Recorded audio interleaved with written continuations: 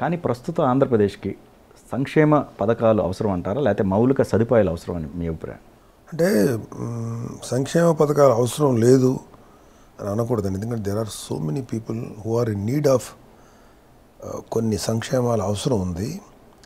కానీ ఎంతకాలం పాటు సంక్షేమ పథకాలే వెళ్తూ ఉంటే అభివృద్ధి ఎప్పుడు జరుగుతుంది, మౌలిక సదుపాయాలు ఎప్పుడు జరుగుతాయి? సో సంక్షేమ పథకాలు ఎంత ఇంపార్టెంటో మౌలిక సదుపాయాలు, డెవలప్మెంట్ ఆఫ్ ద స్టేట్ కూడా చాలా ఇంపార్టెంటు. సో జగన్ ప్రభుత్వం ఆ రెండు కూడా ఒక బ్యాలెన్స్డ్గా చేయాలని నేను కోరుకుంటున్నాను. ఓకే, ప్రీవియస్ జనసేన వైఫల్యాల కంటే ప్రధాన కారణాలు ఏమై ఉండొచ్చు sir? So many reasons.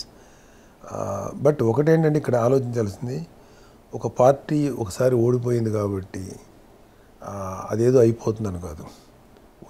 Kalyan Babu in politics are coming 25 years. 25 ఏళ్ళు యుద్ధం చేయటప్పుడు ముందుకు వచ్చాడు. సో 25 ఏళ్ల పాటు అప్పుడు జడ్జ్ చేయాలి ఒక మనిషి యొక్క వ్యక్తిత్వం కానీ, ఒక పార్టీ యొక్క ట్రావెల్ కానీ, సక్సెస్ కానీ ఒక టర్మో లేకపోతే 2 టర్మ్లో కాదండి, ఒక ఒక ఒక ఒక స్టిపులేటెడ్ టైంలో అబ్జర్వ్ చేయాలి. అప్పుడు అతను గొప్పవాడా, అతను ఎట్లాంటి వాడు, లేకపోతే ఆ పార్టీ యొక్క గొప్పతనం ఏంటనేది కొంత జరగాలి. ఒక 20 ఏళ్ళు, 15 ఏళ్ళు, 20 ఏళ్ళు జరిగితే కానీ చెప్పలేము. Just we cannot simply come to a conclusion వీళ్ళు ఫెయిల్ అయిపోయారు, వీళ్ళు సక్సెస్ అయిపోయారు అని అనకూడదు.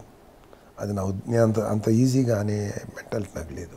చిరంజీవి గారి మీద కానీ, పవన్ కళ్యాణ్ గారి మీద కానీ ఎవరైనా ఒక చిన్న మాట అంటే ఫస్ట్ వచ్చే వంతు మీది.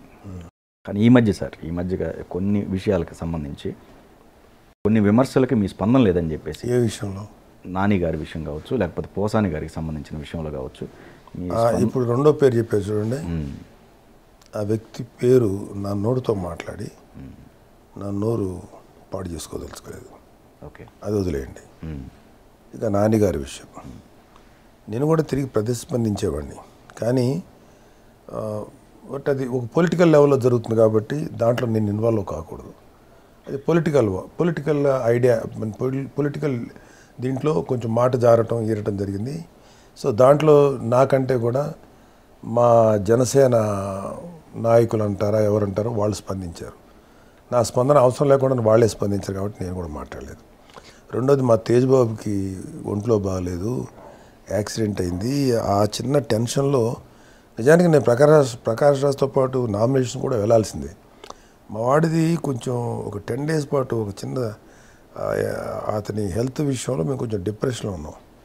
అదే ఒక 10 days బ్యాక్ మా వాడు అబ్సల్యూట్లీ క్లియర్, ఫైన్ అని తెలిసిన తర్వాత కానీ నేను ఆ డిప్రెషన్లోంచి బయటికి రాలేకపోయాను. అందుకని కొంచెం లేట్ అయింది. అదర్వైజ్ నామినేషన్స్ కూడా వెళ్ళేవాడిని. సో నేను ఇవన్నీ రీజన్స్ తోటి నేను రెస్పాండ్ అవ్వలేదు. ప్లస్ ఆ విషయంలో నిజంగా రెస్పాండ్ అవ్వాలని అయ్యేవాడిని కదా. ఎందుకంటే అది కళ్యాణ్ బాబు ఒక పొలిటికల్ లెవెల్లో ఒక ప్రెసిడెంట్ స్టేటస్లో మాట్లాడారు. సో దాంట్లో మేము వేలు పెట్టకూడదు. కొన్ని రెస్ట్రిక్షన్స్ ఉంటాయి. సో దానికి తగ్గట్టు వెళ్తుంటాను.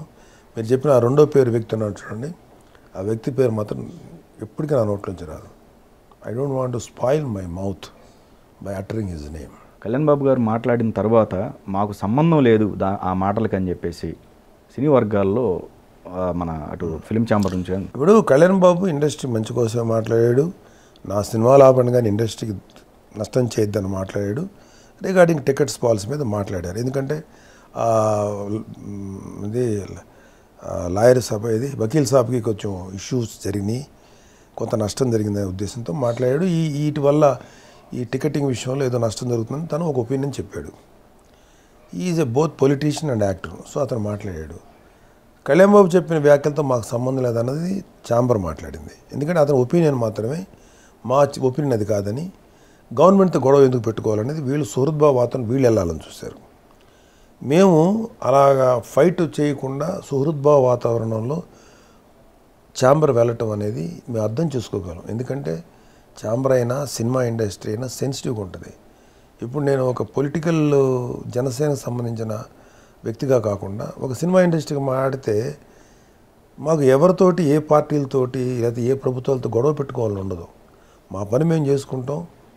ఏదన్నా ప్రభుత్వాల్లో ఏదన్నా అవసరాలు వచ్చినప్పుడు, ఏదైనా కెలామిటీ వచ్చినప్పుడు మా వంతు సహకారం మేము చేస్తాం తప్ప మేము గొడవలు ఎవరితో పెట్టుకోం, ప్రతి వాళ్ళతో సుహృద్భావ వాతావరణంలో మా సమస్యలు పరిష్కరించుకుంటాగలుగుతాం.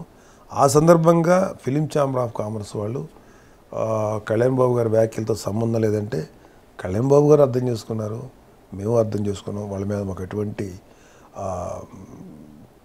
కక్ష కానీ లేకపోతే కోపం కానీ లేదండి. You can understand their weak point.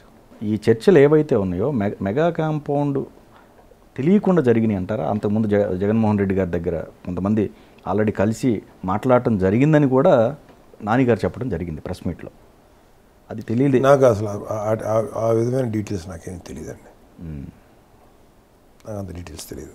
ఎందుకంటే తర్వాత కళ్యాణ్ బాబు గారిని కలవడం జరిగింది. అంటే ఈ టికెట్ల విషయంలో ఏదో పాలసీలు పెట్టారని అలాంటి విషయం తెలుసు తప్ప చిరంజీవి గారు కలిశారా, ఎవరు కలిశారని ఆ విషయం నా డీటెయిల్స్ తెలియదు. నేను వేరే వర్క్లో బిజీగా ఉండి నేను ఆ పొలిటికల్ సైడ్ నేను ఫోకస్ పెట్టలేదు. మీరు ఎప్పుడైతే జబర్దస్త్ మానేసారో మళ్ళీ రీఎంట్రీ ఇవ్వచ్చు అనే వార్తలు కూడా వినపడుతున్నాయి. ఎందుకంటే అదిరింది షో స్టాప్ అయిన తర్వాత మళ్ళీ అటు వెళ్ళొచ్చు అనే వార్తలు వినపడుతున్నాయి. నిజం ఉందా దాంట్లో ఉన్న వార్తలు? మామూలుగా కొంతమంది కుర్రోళ్ళు వచ్చారు, జబర్దస్త్ కుర్రోళ్ళు, మళ్ళీ మీరు రండి అన్నారు. వస్తాను, అదింది కూడా చేయట్లేదు కాబట్టి మళ్ళీ వస్తాను, నాకు ఎటువంటి ఈగో ప్రాబ్లం లేదు. బట్ మళ్ళీ మా వాళ్ళు ఒప్పుకుంటున్నా, ఈటీ వాళ్ళు ఒప్పుకుంటే వస్తాను. నేను వచ్చే ముందు మెంబర్స్కి ఏదో కొంచెం ఈ కుర్రవాళ్ళకి కొంచెం ఇష్యూస్ అయినాయి కాబట్టి దానికి స్పందించి నేను వెళ్ళిపోవటం జరిగింది. అవన్నీ రిసాల్వ్ అయినాయి. I'm okay coming back to Jabardasth. But Paul is at their court. వాళ్ళు ఓకే అంటే వెళ్తాను, అదర్వైజ్ నో ప్రాబ్లం.